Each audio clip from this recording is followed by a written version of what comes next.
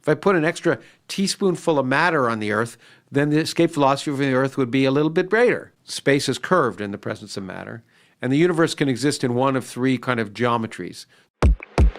You could at least measure it, and we can't measure Hawking radiation of black holes because we can't see black holes at that level. We can produce analog experiments on Earth with things that behave like gravity, with fluids, for example. In fact, I just wrote an article in Nature about that. And when we do that, we see the analogs of Hawking radiation.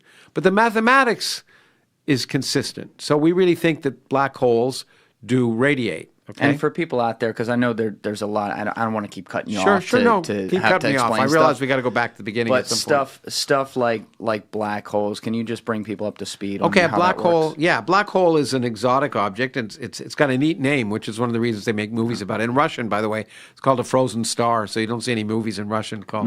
But black holes are a neat name. But a black hole is simply a massive object that's the gravity at its surface is strong enough that light can't escape. Right? The escape velocity from the Earth is, I think, 11 kilometers per second. So if you want to send a rocket ship up and you want to escape the Earth, doesn't matter what's on the rocket ship, you got to have it traveling at least 11 kilometers per second in order to escape the Earth. It's just the way it is. Okay. If I put an extra teaspoonful of matter on the Earth, then the escape velocity from the Earth would be a little bit greater. And a little bit greater and greater. If I put enough mass on the Earth, then the escape velocity would exceed the speed of light. But you can't go faster than light. And that really would then say the Earth is a black hole. Nothing can escape. If light can't escape, then nothing can escape. And that was first realized, by the way, in the 1700s not with general relativity, but with Newton's law of gravity by a British, basically clergyman who was also ultimately a professor at Cambridge, 100 years after Newton. And he estimated that if you had a star that was 500 times the mass of the sun, and made of the same stuff as the sun, then the escape velocity from its surface would be greater than the speed of light. So he didn't call them black holes. What? That long ago. Yeah, but he didn't catch on, but he basically got the number right. In any case, so if you have a very massive object like that collapses to be small enough, so the gravity at its surface is bigger than, so that the speed of light is not fast enough to escape, then nothing escapes. So, and black holes are exotic, but they're not that exotic. The smaller the black hole, the denser it has to be to have that kind of gravity. If you took an object the mass of the sun, if it collapsed to be the size of Hoboken, it'd become a black hole. And that's not to say Hoboken's a black hole. Don't. It's not. I know. No, but each teaspoonful of matter would be like hundreds of billions of tons. That's how dense it'd have to be. Whoa. But if you took an object the mass of our galaxy and said what would the density of that object be when it became a black hole? It would be the density of water.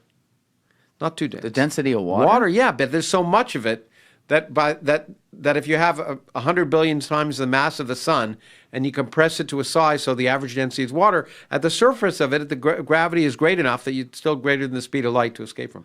Now, here's the thing that's going to blow your mind, I hope. It's a lot blowing my mind so far, but keep going. Okay. Well, if I had an object with the mass of the known universe and asked what would its average density be for it to be a black hole, the average density would be within a factor of 2 of the density of our observed universe. So you could be living inside of a black hole. It's not so bad. A closed universe is effectively a black hole. In general relativity, space is curved in the presence of matter. And the universe can exist in one of three kind of geometries, so-called open, closed, or flat. You can't picture them because you're talking about four-dimensional geometries, but go down in a dimension and you can sort of think of a two-dimensional sphere, the surface of a two-dimensional sphere as a closed universe, because you go around and you come back to where you began. In a closed universe, if I looked far enough in that direction, I'd see the back of my head. Ooh. Yeah, right? Because light would go around. Yeah. So it's like a sphere, but it's a three-dimensional sphere, not a two-dimensional sphere. It has the feel of flatness. Well, yeah, but you got to think about what flatness is. So a flat three-dimensional universe is just the universe you always thought you lived in, one where the x, y, and z axes always point in the same direction everywhere. But in a curved three-dimensional universe, if I go up on the z-axis here, somewhere else is going to be pointing in a different direction. And in a closed universe, it'll curve back on itself. In an open universe, it'll still curve, but it's infinite. It's kind of like a saddle, an infinite saddle in three dimensions.